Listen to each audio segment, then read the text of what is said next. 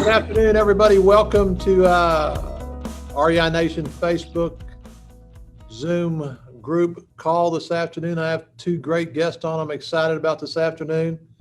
This is probably the seventh or eighth session we've done with REI investors on the call. I'm gonna let them talk about themselves in just a second. I'm gonna introduce you to Brian and Jeff Charlton.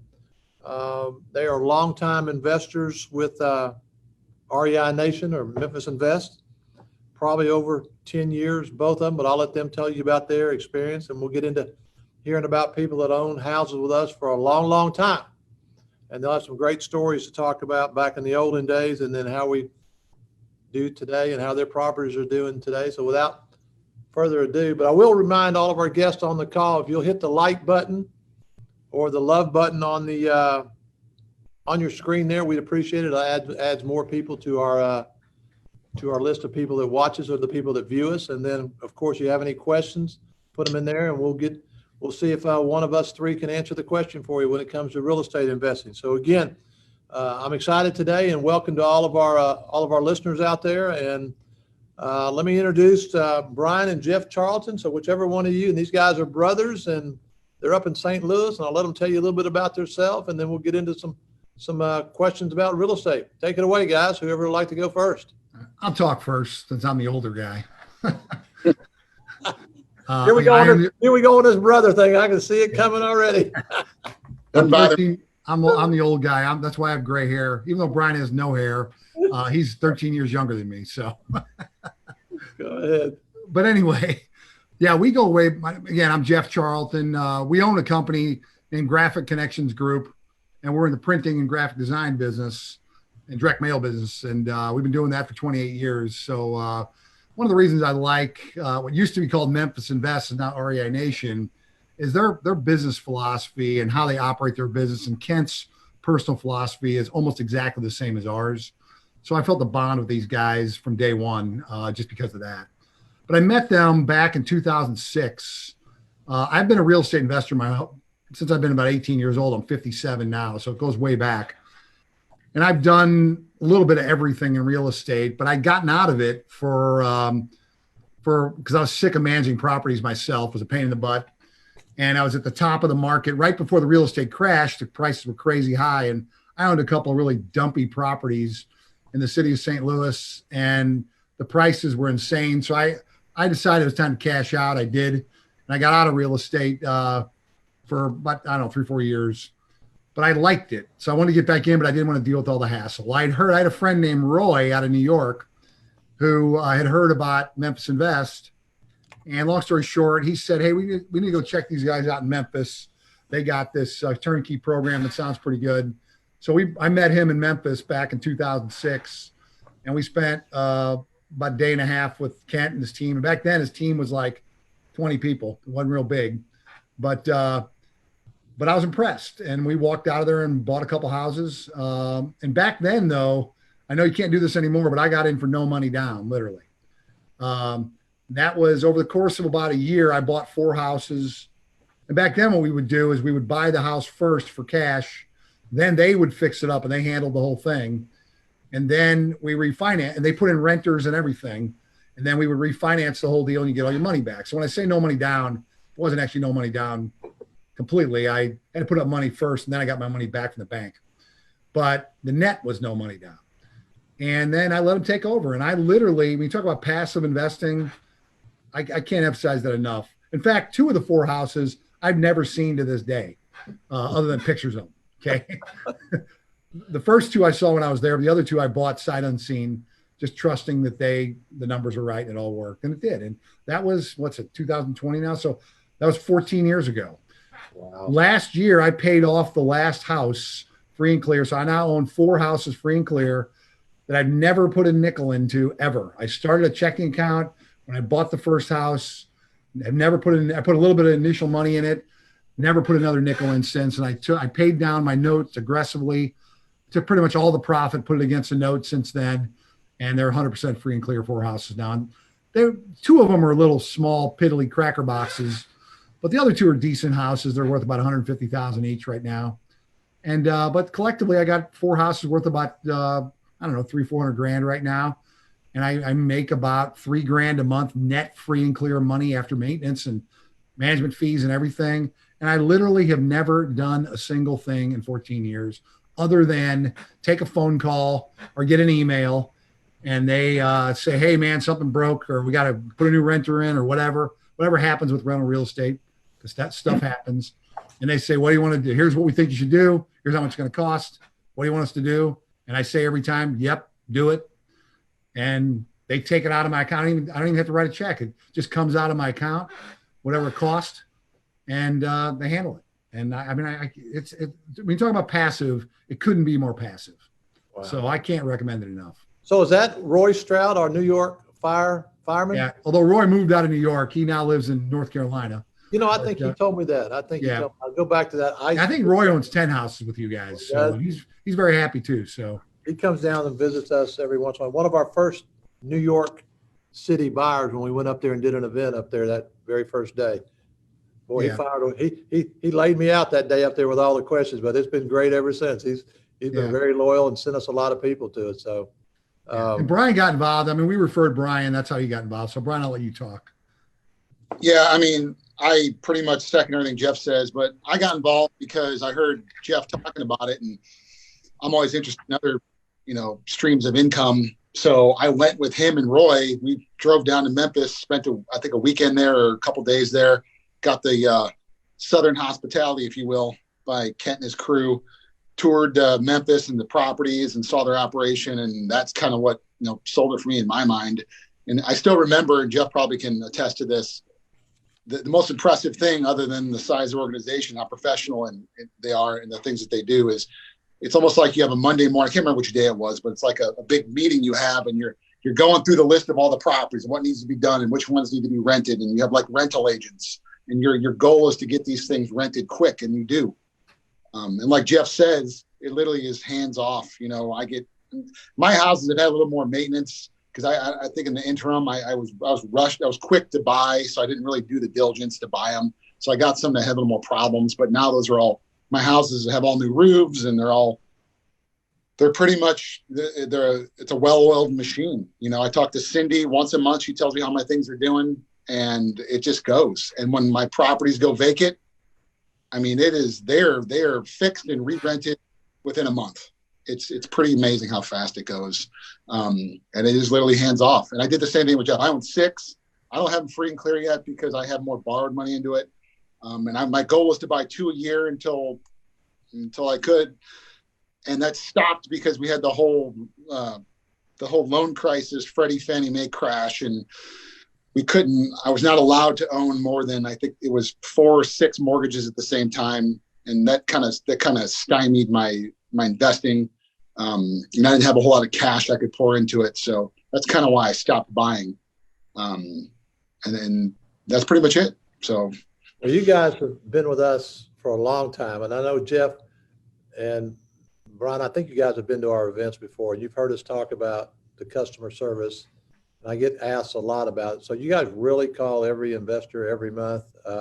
Jeff, do we do that? Do we call you and Brian? We do, and honestly, I laugh about it because it's too much, if you ask me. But it's too much customer service. Exactly. but it's true. It's amazing, and I don't know. In fact, that's one thing we have. We do a lot of what you do in terms of how we run our business. That's the one thing we don't do, and I've aspired to try to figure out how to do that. Actually, call people, every single customer, once a month and see how they're doing. But it's amazing, and most of the calls are, everything's great. Your house is rented. I just got a rent check last week. Blah blah blah. Then occasionally it's someone vacant. Worst thing that's ever happened is this happened last year. I had a tree fall on one of my houses after a storm, and that was a $6,000 repair. That was the most expensive repair that ever happened. But there was an insurance claim, and they handled the insurance claim too. So I ended up only having to pay like $1,000 out of pocket. So it ended up being not a big deal. And it was one phone call. Hey, we got this problem. What do you want us to do? We'll take care of it. I said, do it. And then she called me, I don't know when it was, 4 to 6 weeks later, and said, problem solved. House is fixed. Insurance money's in. We're good. So. Well, on the customer service, Chris was telling me this morning. He's reading a book entitled The Outlier. And that's what I always wanted to try to do. I wanted to try to be a business that's different than anybody else and do things. And I even tell today when I talk to young people wanting to start a business that if I was starting a restaurant today and you made a reservation for tomorrow night, then I would, after you come into my restaurant, then I'd want to call you the next day to see how your meal was, how the service was, offer you maybe a free appetizer the next time you come in within the next 30 days. To me, it's not hard to build a business if you do the right thing. Absolutely. I agree with that. Take care of those customers and you treat them right. You treat your employees right. You treat your vendors right. You treat your investors right. And we do all those right things that we try to do. It's not hard to build a business and treat people the way you want to be treated. But today, we all know out there today, and not sort of pre-COVID, but customer service is like a thing of the past. I mean, it's not there. Some people try to do it, but when we had our events, people say, "Oh, you really call? How long does that last?" The first couple of months. Well, Jeff, I think you can tell them it's lasted many, many years, right? And yeah, I don't know when you started, but it's been at least 5 years. So, and I mean, it's like clockwork. So we have 6 or 7 ladies down there now that call on our 2,000 investors every single month. And it's not always good. It's good, bad, and whatever's going on. We got a maintenance. We got to move out. Oh, we got you a new 2-year lease, or we renewed your lease, or we got your money they paid early, or whatever. So, but it's just being able to talk to somebody, because I heard so many horror stories about property management where the owners could never get a hold of the property management company. They left a message. It would go days and days before they could find out where's my money, where's my check, what's going on. And we just decided a long time ago that we would spend the money to have much, much better service than anybody else. So today, 6,000 houses or 6,200 houses later and 2,000 investors. So tell us about the properties, how they're performing for you day in and day out. I know you guys, and Jeff, I think you just said you just get a check every month and they deduct or whatever. Does Cindy update you and Brian about the properties and talk to you about them? How's that work? Brian, why don't you go ahead first? Yeah, she does, and it's all direct deposit. I don't get a check anymore. It just literally goes into the bank account, and I get, shows up on my phone. I know when it's coming, and I mean every month. And with you guys having that many, I've had a lot of conversations with Cindy, so I guess she's gotten to know me. But it's amazing, I don't have to remind her of everything. She's on top of it all, so it's impressive. I think I cash flow $4,400 a month. And since I still got notes, I'm netting about $2,200 in my pocket every month. So, and I put that straight towards the notes, had a little bit of repairs, but it's like automatic. And for the most part, I had one bad year where I had a lot of repairs, but for the most part, my properties are consistently rented. The vacancy level is minimal, which is, and I only have 6, but that's what is really impressive. The leases are about 2-year leases, and you guys do a good job of trying to keep those renters in there. So it's been fantastic from that standpoint. Well, the renting houses, as I said on a video call last week, is the most important job at our company. As I said, we have 6,000 plus properties, and today, and we sit in our room this morning. We go, it's unbelievable. Today we have, let me look over here. Wednesday, 42 vacant houses today out of over 6,000, and it's just. Some people say we got 95% occupancy. Well, I think we got 99.9% almost occupancy.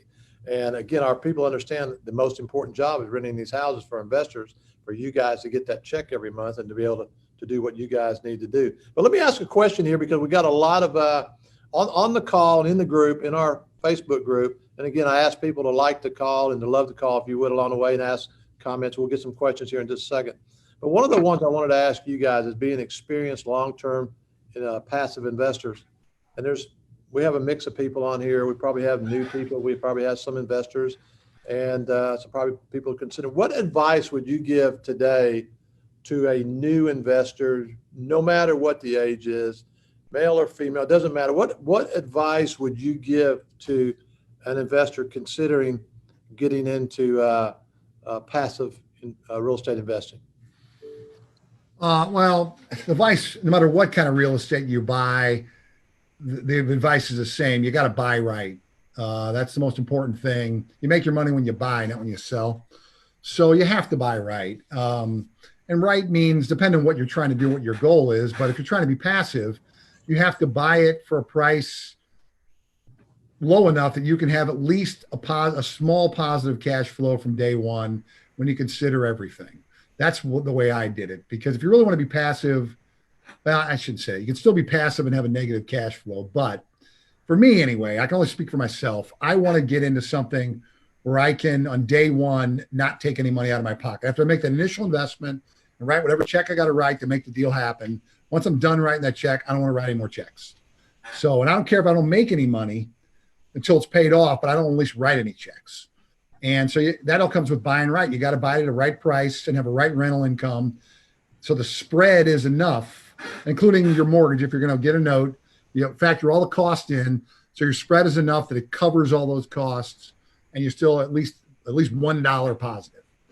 And then the second piece of advice is I would put all the profit back into paying that mortgage down as fast as you can. I do not agree, and I'm old fashioned in this. I do not agree with what a lot of investors will tell you to do. And I'm talking stockbroker type investors. They'll tell you to go out and borrow money and then put it in the market. I am not that guy. Okay. I'm old fashioned. I want to pay things off. I want to own it free and clear. So my house is free and clear. My rental, I don't own money on anything, a car or anything. And that's because I'm old fashioned. That's what I believe in. That's great advice. That's great advice. Yes. So for me, when I make a real estate investment, and I don't mind putting more money down up front. Like today, you can't get in no money down today. Today, you got to put down usually at least 20%, I think. Maybe 25, maybe 30. It depends on the situation. But I might put down 30% to make that positive cash flow happen. In fact, I'm looking for that right now. Kent doesn't even know it, but I'm talking to these people right now about starting to get back into buying properties again. But I'm at a different point in my life, and I have a different objective now. But the cash flow thing's the same. I'm going to buy it. So I'm not taking any money out of my pocket every month. I don't want to do that. I want to pay it off in 10 years or less. So, Brian, what do you think? What advice would you give for? I know you have 6 properties for a new investor that's thinking about getting into this. Well, Jeff kind of stole what I was going to say. It's about buying it right.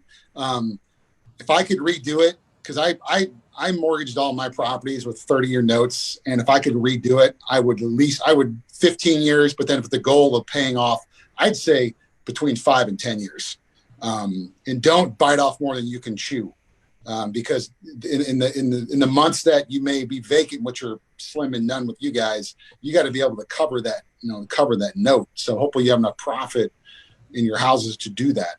So I would just say, just kind of, and don't rush into the deal too. That's my mistake I did the first time. I was so anxious to get into it. What I didn't realize is there's always going to be more houses. Like, as you guys tell me, hey, you would present a house and someone would take it. I'm like, oh shoot, that was my dream house. Well, more of those will pop up. Just be patient. So that's truly, so you can find the right deal that fits for you where the numbers all work out. Yeah. And that's, today our investors want to know why we don't have houses on the website. We don't have them. We don't have a waiting list, but we have houses available. They just match up quickly with investors. And today, 50% of our business every month is investors like you guys buying more houses. But let me ask you a question, because I got on this call last week. We were talking about property management. And one of our investors was talking about how important the property management company is that you select, and how the trust that you have to have with a company like ours and the property management company. How big are those things in your minds that you would relay to a new investor on the property management company and the company that you bought that? Of course, our company, REI Nation, we buy the houses and then they go into Premier, but our investors have a choice. They don't have to use our property management company, but 99.9% of them do. But how big of a factor is that for you guys? Well, it's huge. And I'm going to say 2 things. Yes, it's huge. Okay. And just like you talk about customer service, well, that goes all up and down the line. You got to have somebody that's going to take care of it. It's not only the customer service to me, it's the customer service to the person in the house. Because when their sink breaks, so they got a leak, and they call the property management company, they better be able to get a hold of them, or they're going to be moving out because they're not getting enough service. So that is huge. And I have a personal friend who's a good guy. He owns a property management firm in St. Louis, but he's one guy. It's him. His company is him. And he's got 250 houses under management, and it's him. And that guy's running around 7 days a week, every waking hour. And I promise you, he does his best to give good service, but he can't do it. it's too much for him. And so I guarantee you, he's got to have unhappy customers. And with a company like, I keep saying MEPS Invest, REI Nation, I got to get used to your new name. It's a big company, so they got more than one guy. And I think that's important. And I don't know what the going rate these days is. I think your rate's about 10% of the rent. And I think you get some people, I think my buddy, he charges 8%. And for 2%, that is chump change. That is not even worth thinking about. It is worth 2% to have somebody that you know is going to take care of it. They're going to answer the phone 24 hours a day. And you know when that sink is leaking, they're not calling me, they're calling them. And that's huge. Well, when that guy gets ready to sell that property management company, just have him call me because we got about 50 houses up there now in St. Louis. Okay.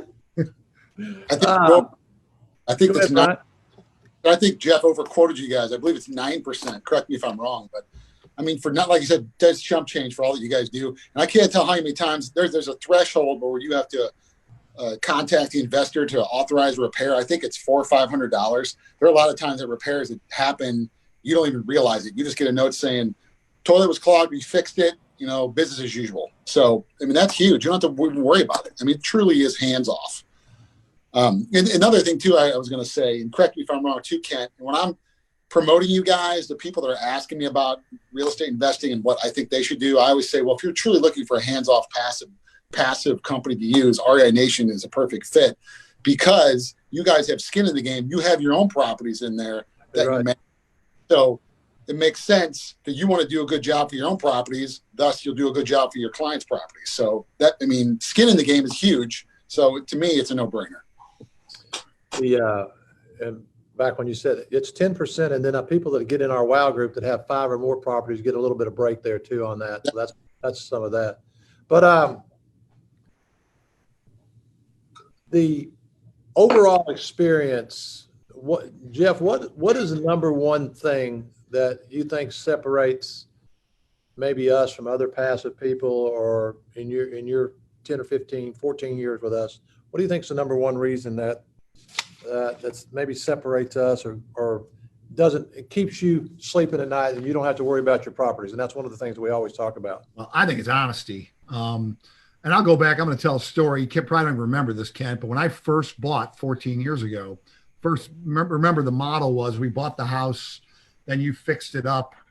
I paid for it, but you did all the work, and then we refinanced. Well, the first deal I made with you guys, I remember the numbers. It was $16,000 to remodel the house. That was your quote. And there ended up being some unexpected things happen. And it was about $5,000 more than that. The total bill came in at like $21,000. Well, without me even asking about it, you guys said, you know what, we're going to charge you 16. We're going to cover that 5,000 ourselves. And I never forgot that because you didn't have to do that. I would have paid the 21. I didn't think you were ripping me off. But I always say integrity is what you do when people aren't looking. And that's the kind of thing that you do when nobody's looking. And that, I don't know, you guys are one of the most honest companies I've ever worked with in any business ever. Kent, we do printing for Kent. We're in a printing business, so we do some of their marketing materials.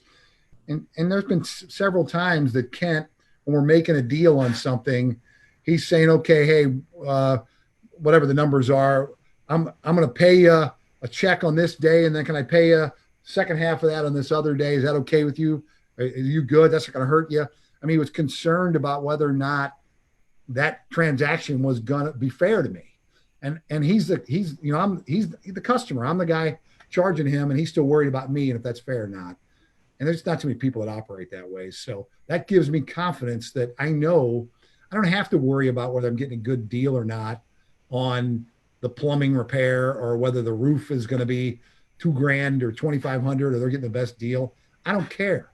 I know they're giving me a fair deal and I don't even have to question it. And that means everything to me. On the printing stuff, I know that you have to outsource it sometimes, and I want to pay you some up front so you don't have to be out all that money. And then when the rest of it comes in and you finish it up, however that works. But, back to honesty, I talk a lot on here about our reputation, credibility, and integrity, and those being the most important things that kind of separate us. And then I always go to our core values, which is number one, and you've seen these, Jeff, 'cause I know you've printed them for us, is always do the right thing. And we sit in this conference table where I'm at in here a lot, and it always comes back on some of the decisions that we make every day and every week about doing the right thing.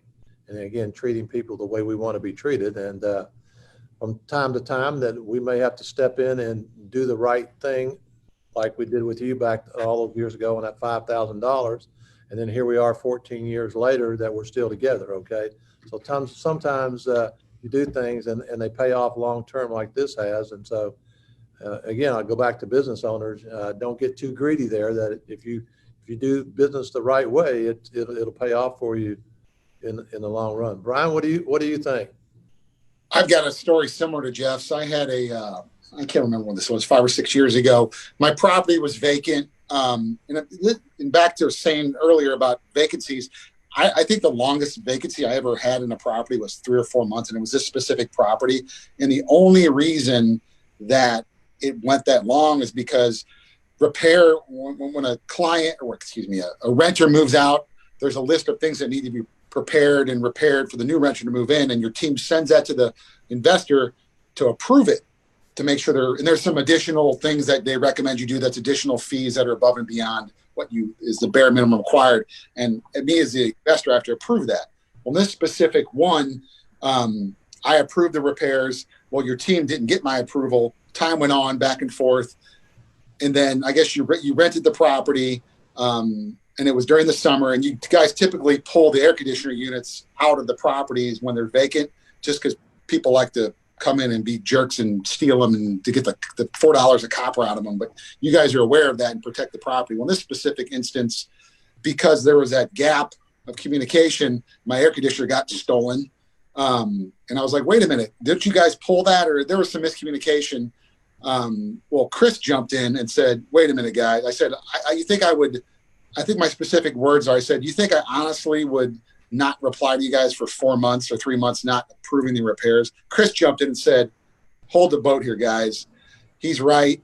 We're going to cover the cost of that AC. I think it was $2,500, but I didn't have to recommend it. Chris said, we're going to cover that. That was our fault. And the problem went away. So again, that's how you build a long-term business for 15, 16, 17 years like your guys. And same thing. You do the right thing. Sometimes you got to eat it. You got to go take 2 steps backward to go 3 steps forward. And we get it.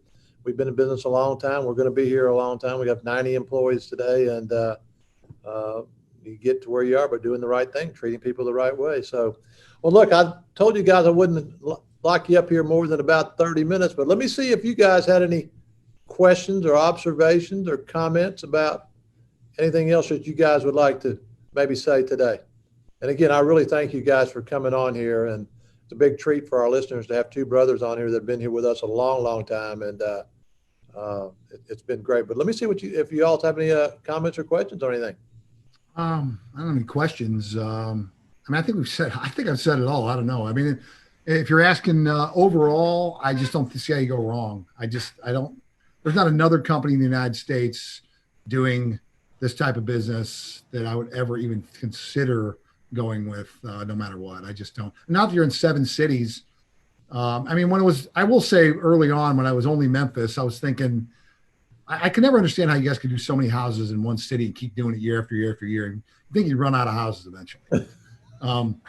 But now that you're in 7 cities, that's non-issue. I mean, we got 3,400 of them are in Memphis. Okay. Yeah. So, but I think what I'm going to do personally, because I want to get back into buying, I'm going to buy different, even though they're in St. Louis and I'm in St. Louis, I'm going to buy a couple in St. Louis. I'm going to buy a couple in Dallas, and I'm going to spread out a little bit just to spread the risk, because different cities have different situations in the economy sometimes. Jeff, what would you do differently if you started all over today?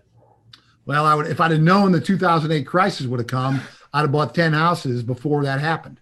So back then you were limited to 10. Yeah. But I didn't know that was coming. Nobody did. So I didn't move fast enough. Now what I would do, here's what I'm going to do. And this is I think this makes sense. I'm going to put money. I started doing this already. I'm going to put money aside. I've already identified the type, the price range of house and how much money it's going to take. I'm starting to put money aside every month to put my little investment fund together to buy a house. When I get enough for a house, I'm going to hand it over to you and say, give me a house. I'm just going to keep doing that for the next 10 years. Where I'm going to be buying, my goal is to buy 3 houses a year for the next 10 years. Well, we appreciate that. Thank you very much. Yeah. Brian, any comments or thoughts? And would you do it all over again? Oh, for sure. Couple comments though, and some side benefits to working with you guys as investing in general. I mean, obviously, when you jump on board with something like this, you have things to consider like insurance, a CPA, various things that come along with this. And you guys, I actually have a CPA that specializes, Jimmy Luke. I'm sure you remember him. He's in Memphis. He's an expert in rental hop properties. He does my taxes. That's probably my biggest headache in this whole deal. And it's really a minimal headache because I'm lazy when it comes to that. And I hate having information because it's not an exciting process. But I hand the stuff over to him and he takes care of it. And what's really nice about that, because you buy these houses, the depreciation you get is a huge benefit in reducing your taxable income. So there's that benefit you don't even think about. So the money I make my printing company is great with the printing job. My commissions is greatly reduced because of Memphis Invest depreciation on my houses. And then as far as doing things differently, not that I do it differently, but if I do buy more and I will, I'm going to diversify. I would probably, and I didn't realize you guys were in St. Louis, shame on me. Probably start there. I'm really interested in the Texas market. It's a hot market. The value of the properties are a little higher, so you got to come to the table for the more money.